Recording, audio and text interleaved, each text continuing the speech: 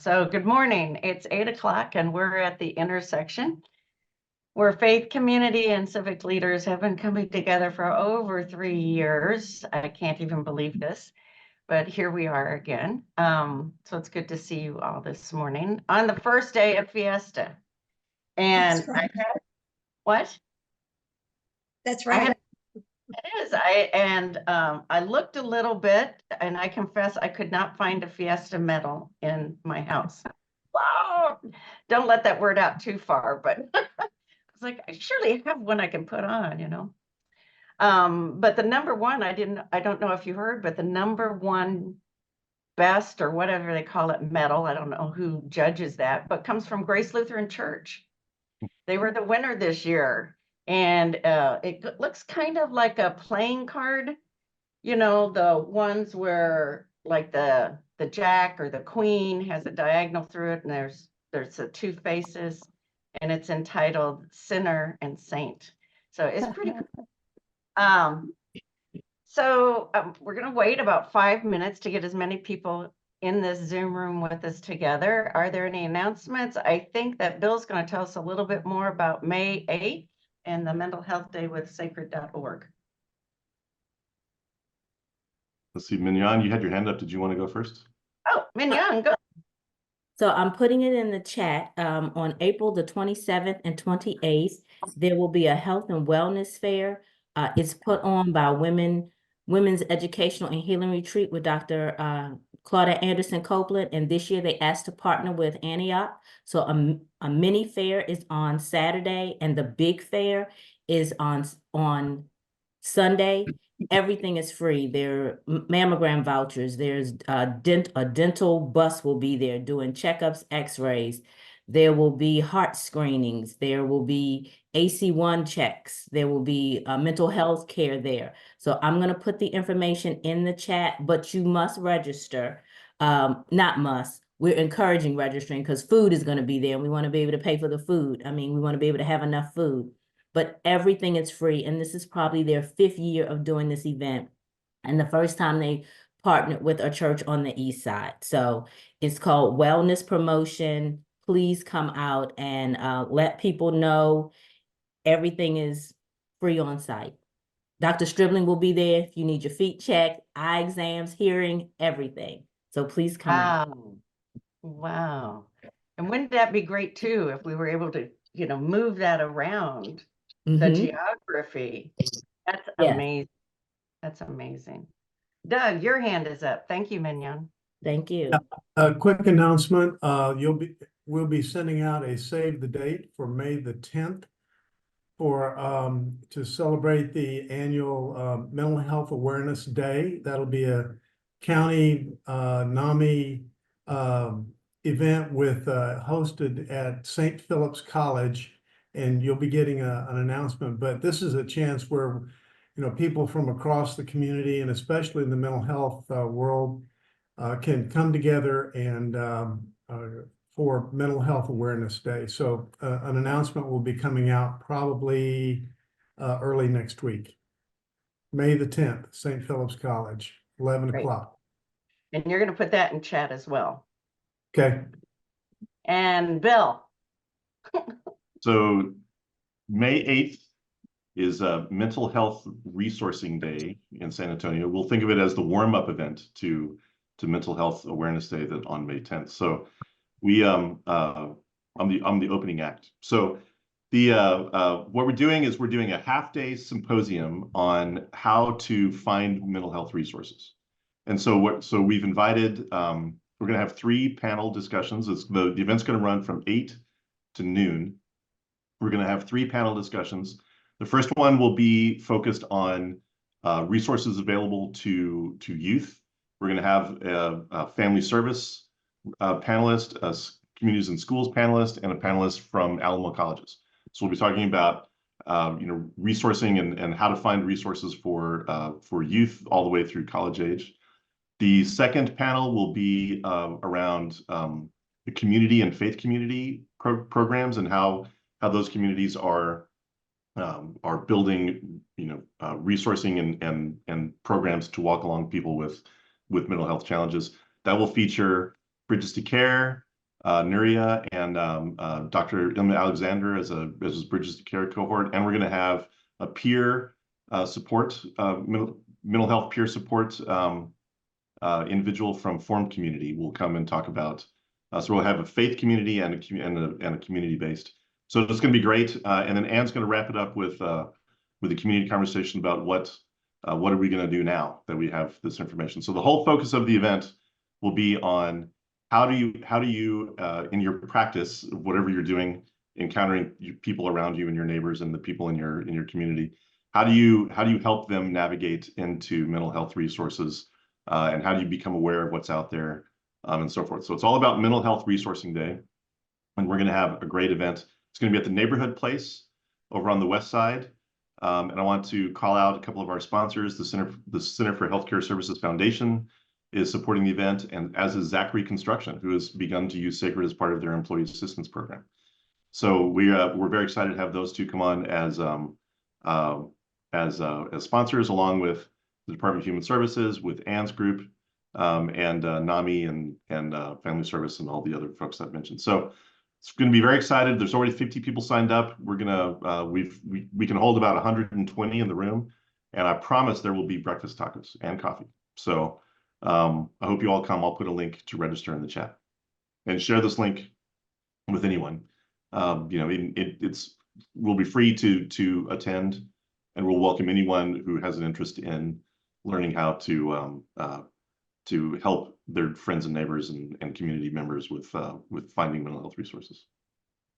Thanks, Bill. He gets really sad too when he buys food and it doesn't all get eaten. I just want you to know that. So you'll want to be there for the breakfast tacos. So on to our briefing this morning. It's my humble honor to introduce a long-term colleague of mine, Michael Harrington.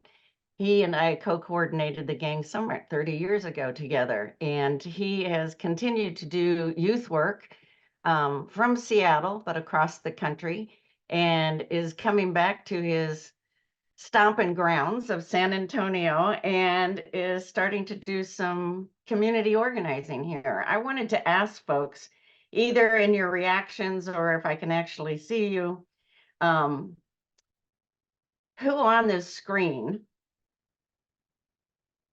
I already kind of know the answer, right? But who on this screen recognizes the importance of community organizing? Do we know what that means? Right. How many of us are committed to developing community and how that fits in to what we've all been talking about, working together, right? So that's the angle we need to be talking and thinking about this morning: community, geography, but he's going to be talking about how that happens through the voice and vision of young people. So Michael, I turn it over to you. And you'll have to unmute. There you go. Thank you, Annie. And what a blessing it is to be with all you folks. I wish it was in person so I could shake your hand and thank you for your work and stand around and drink real coffee and answer your real questions. So maybe that'll happen someday soon. I have been doing one thing since 1972, with my complete attention. And the older I've gotten, the more attention I've given to it, which is kind of fascinating to me. And the one thing is looking through the eyes of children and youth, to the exclusion of pretty much everything else.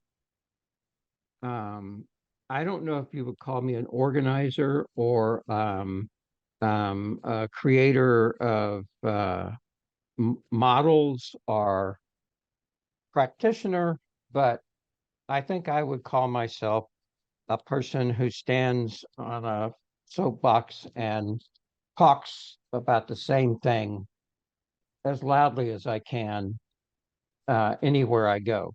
And so you get to hear that speech. because my understanding, and I'm so glad that this is a faith-based group, so I don't have to either be concerned, I wouldn't really be concerned, but I don't have to consider that I'm going to be saying something that folks would either be offended by bringing up a God, or that they would be expecting, some kind of description of what I mean when I say God. So within your own concept of God, my understanding of God is that God demands that we protect and value children. So that's a clear demand. And there's no wiggle room. So if you could, within me, the next 7 minutes or so, just imagine a world that's exactly what we do. That in everything we do, and every plan we make, and everything we organize, and every fund we raise, and every eye we meet, and every ear we open, that it's about protecting and valuing children. And then starting from that place, I just ask you to go on a short little journey with me, with that as the focus of the journey. We live in a time that is so unique for so many reasons. But unfortunately, when we're looking through it through these lenses of what God expects about in this next few minutes of protecting and valuing children, that the uniqueness of the moment is that across this entire world, we do not protect and value children. And I'd be happy to argue that later. That doesn't mean we don't do good things for children and young adults and youth. It doesn't mean that we don't have great programs. It doesn't mean that people, thousands, millions of people are dedicating their lives to that. That's not what it means. It means that the weight of this world upon the shoulders of the future of this planet is upon the shoulders of children who by and large are not protected and not valued. And some of us have less time and some of us has more time, but each one of us has a particular amount of time as groups of faith-based community leaders to grapple with that and discover how do we play that out of protecting and valuing children in the midst of this storm that's upon them. And because of the medium that we're on right now, and that the computer that each one of us holds, and the miracle of it, especially those of us who started this workout in the early 70s, the miraculous ability of these tools, it goes without saying, but the miraculous inability of these tools to protect and value children is even greater. And we know this, and politically and faithfully and intellectually, we try to deal with the future of this medium of social media with very little success. So what I'm also saying is that this is not trying to overthrow this. This is trying to or control this. This is trying to understand how this has encapsulated and partnered with this generation and the next many, many generations. And not to bemoan the fact, like I do every day, that I have to call one of my 4 daughters and say, hey, can you help me with this little problem? Like, what button did I push wrong? But to understand that the children that are being born right now that we're calling alpha generation are actually beyond ever even thinking about it. It's part of their, we talk about the singularity of when AI and humanity becomes one. We're living with a generation and birthing a generation that's already happened. So how do we deal with all that? Well, in my last few minutes, I would ask you to consider this, that what I'm talking about here is not youth ministry.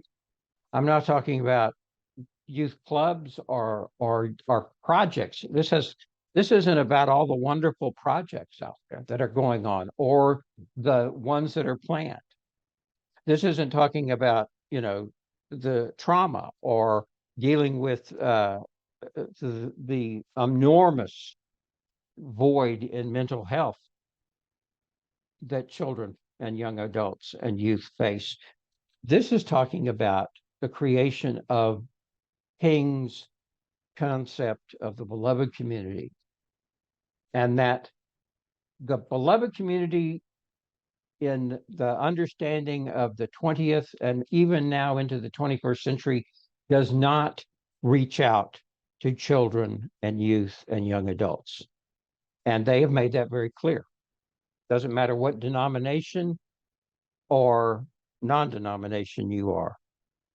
So one thing that's a byproduct of that is that churches, as they diminish in numbers, still have amazing functionality as a building that can be purpose, not repurposed, because the purpose is to build community, but purpose to be a host to every neighborhood and every city on this planet.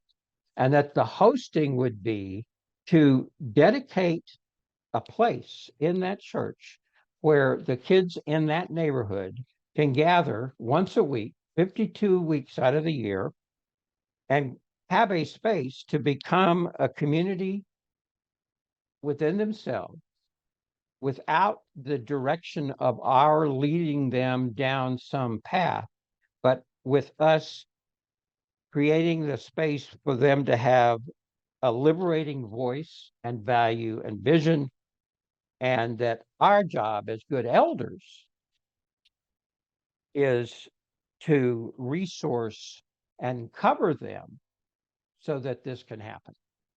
And that's what the discussion beyond this opening is about. So that these young adults and youth and children can become themselves, and then in that being of self, have a being of a group that's a community that works and serves together.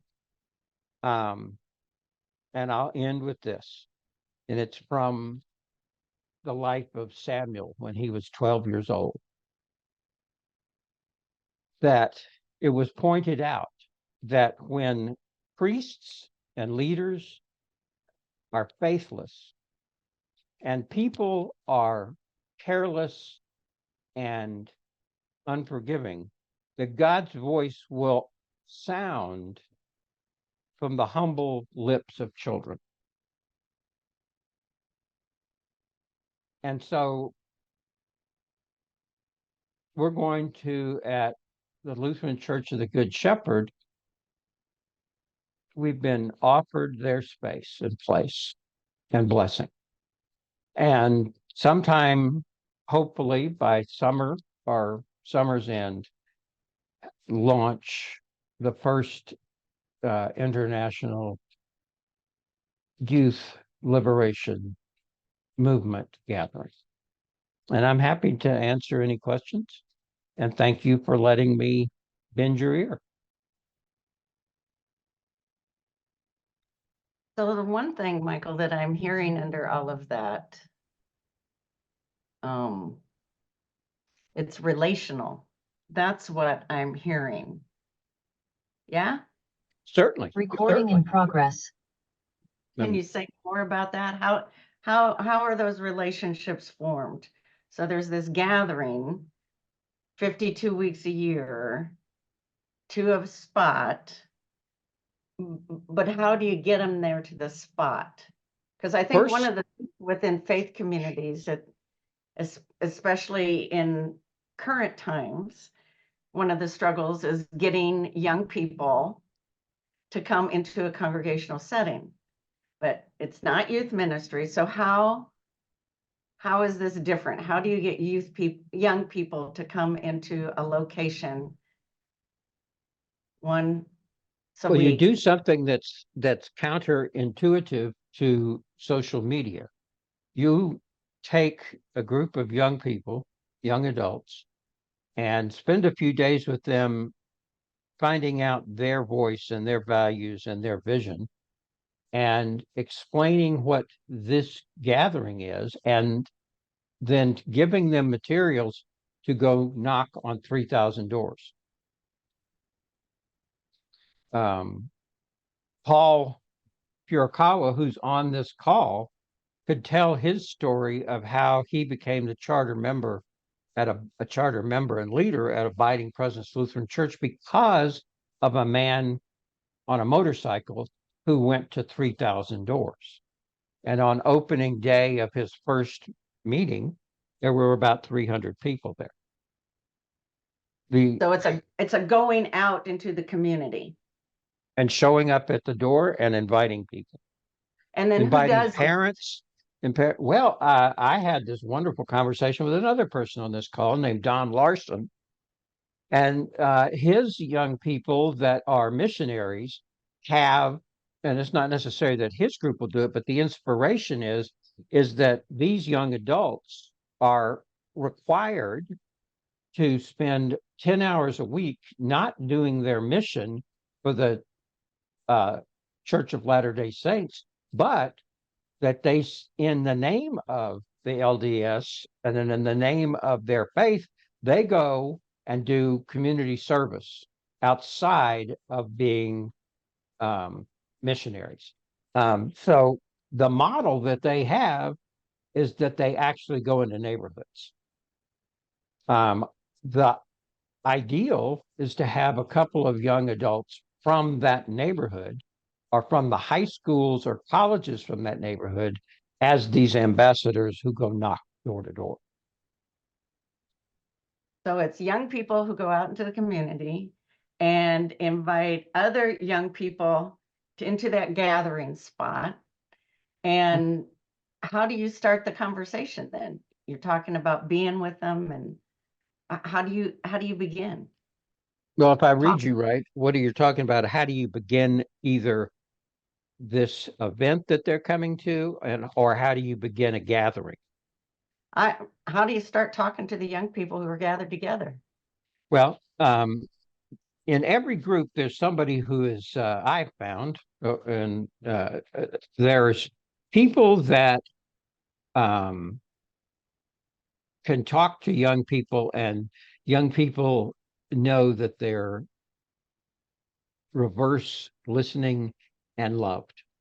And so the presentation to an invitation is simply saying, this is a place that's not going to tell you what to do.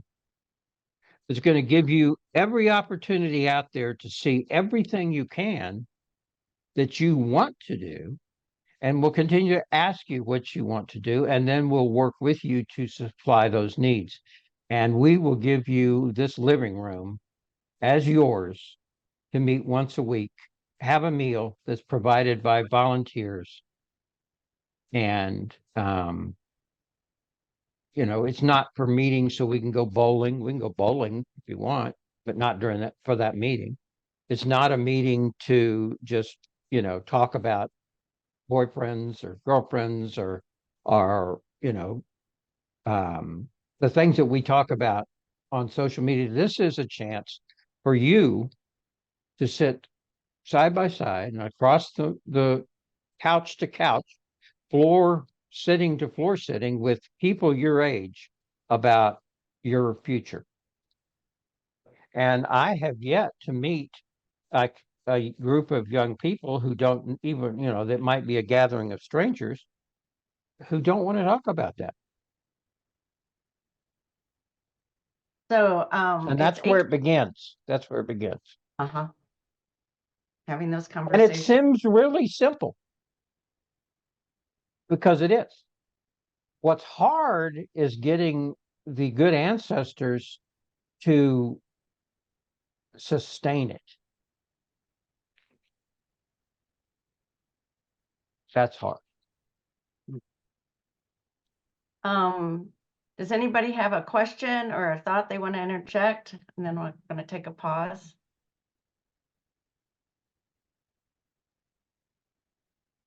Could he Yeah, just, and Here we go go. ahead.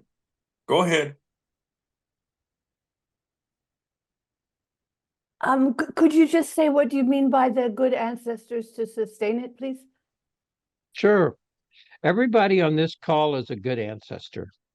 You are becoming the people that, and I took that liberally from some writings, actually every writing of the people, the first peoples of the United States area.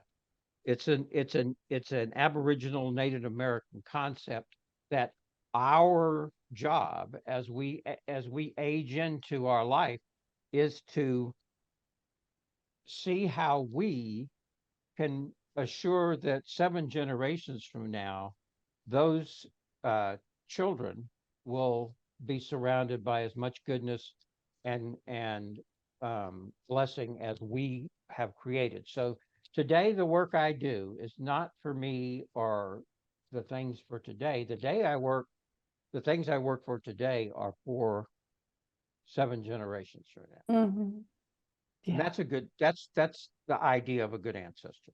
yeah, thank you. Don, did you have something?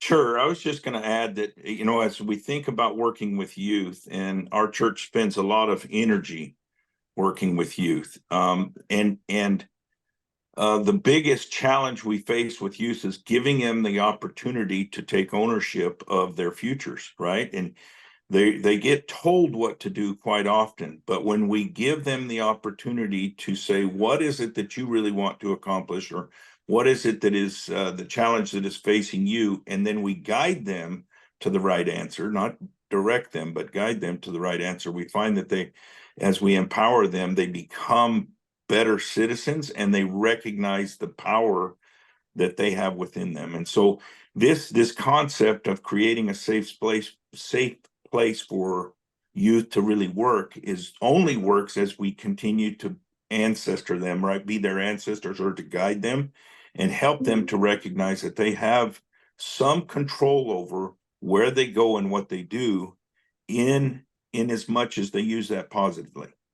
And so I am intrigued by the concept, and we do it every day in our church buildings, but I think it would be great to have a safe space with it that is guided by principle, but maybe not so much faith based, right? We're gonna try this thing without guiding them to one faith or another, but more of a guiding principle of being good citizens and being good people. Is that helpful? Now thank you, Don, because that's the whole idea. Because they've already voted that they're not going to learn that and through church, through any church. And so I'm just super grateful. Do you have the other one, Ann? That's, I think, more I'm accurate. looking for it. Yeah, it's this one has some differences. I But have a question. is that for Oh. me? Yes. Yes, Hilda? Okay, Yes. who's it from? Hilda. Since I can't see you. Hi, my name is Hilda. Eight o'clock is a little early for me, so I'm here with Justin voice. So I want clarifying question for these weekly gatherings. Is the adult facilitating the conversation to kind of help them figure out what they want to do or see in the world, or is the adult kind of just in the background making sure, like, if they need something, they got it, or you answer questions, or who's really guiding that conversation process? That's a great question, because that is my beginning job, is to work with the adults who will be in those rooms. And the first thing is that they need a commitment to those kids for at least a year. And that there's, and I don't have, but I can give to Ann to give to anyone who wishes, a very long vita of um, of connections that are specific experts in so many things, but their main expertise is in allowing meetings to be led by young people. And it's a specific skill that you can learn to facilitate a meeting of young people. And it takes some basic adolescence 101. It takes some very basic listening and coaching skills, and it takes excellent listening skills and being able to weave a story. Because part of these gatherings, I mean, I don't know how much time you have, but I mean, there is a specific steps through that 2 to 3 hour gathering. It's like most of y'all have been to camp, right? Of one kind or another. And the beginning of the day, it's like you said, somebody said, you're not a morning person and it's 8 o'clock. If it makes you feel any better, it's 6 o'clock to me.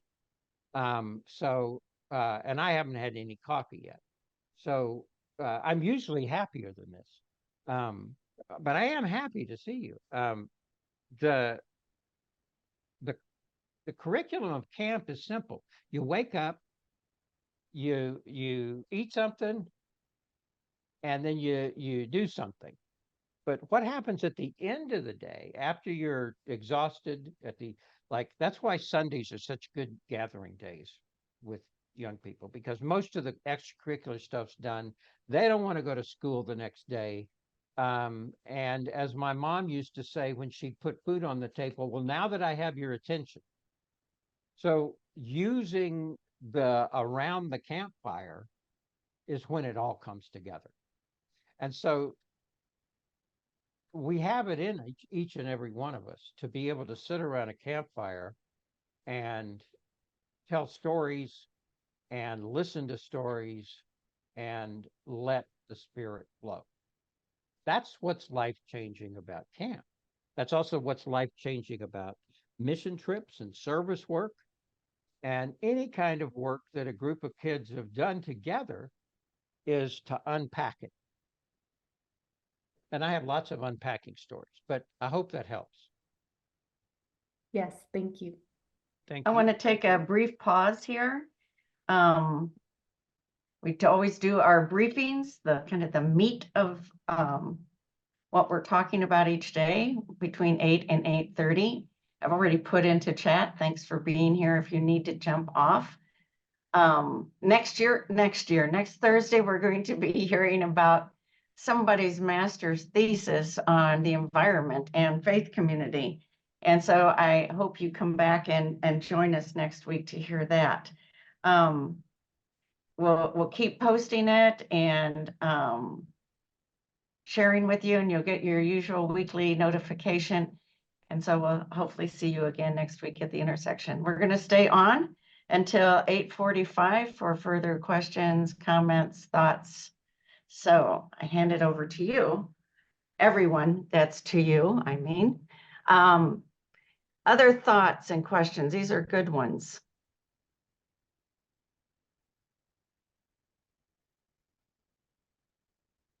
What I'm excited about in this pilot. May I Sure. add toward Sure. the pilot, the uniqueness of this from Lutheran Church of the Good Shepherd on Gilead Road is their people's enthusiasm to open up that space. They have a gymnasium, they have a day school, they have fields to grow things, they have classrooms, they have meeting space, kitchen. So it's a real gift. And anyone who wants to get involved can see it as a living lab. And so I saw Mark Kamen was on this too. So as a member of that not only that parish, but also a member of the staff, it's always good to thank you and those folks, Mark, in person, because that's a bold step.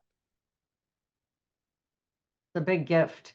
And so much like we've done with other collaborative work, this is going to be a pilot project, starting there, and a laboratory, as Michael said, so that others can also see how this works and can work.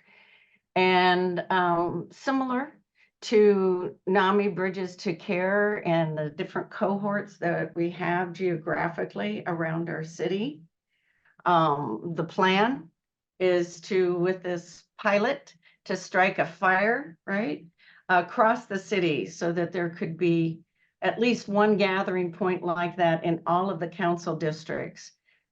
But we all know that, especially with the size of our geography, that we need more than one in each council district.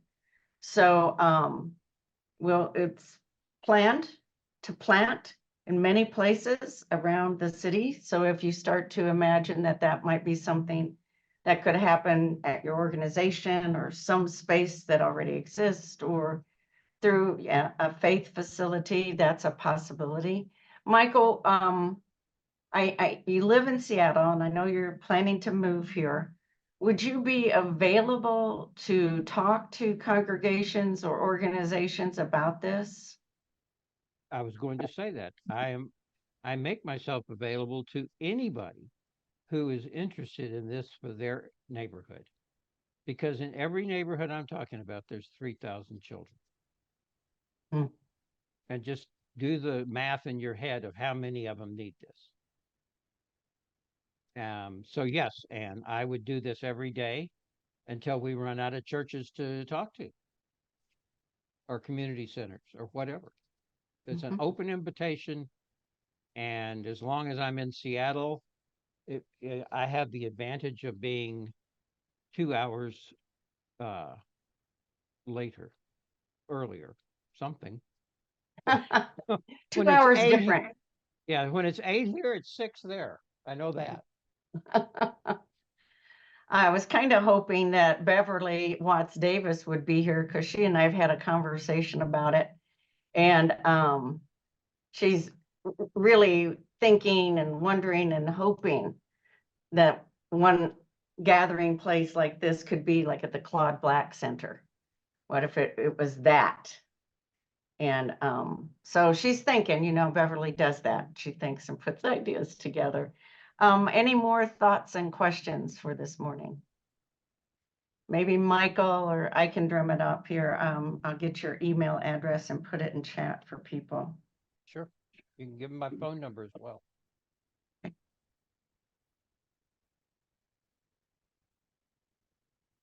And you're welcome to call me in your evening, because I'm still sitting on my porch talking to colleagues and friends, and those who pass by. So I'm easily available.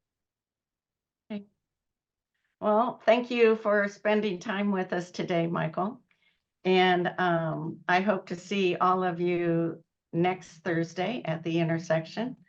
I encourage you not to party too hardy at Fiesta, and to be safe throughout that time. I just can't believe it's Fiesta already. It was kind of weird. We went through those couple of years without Fiesta. And so I think I'm still trying to get used to it again or something. But have great weekends, and I will see you next Thursday at the intersection.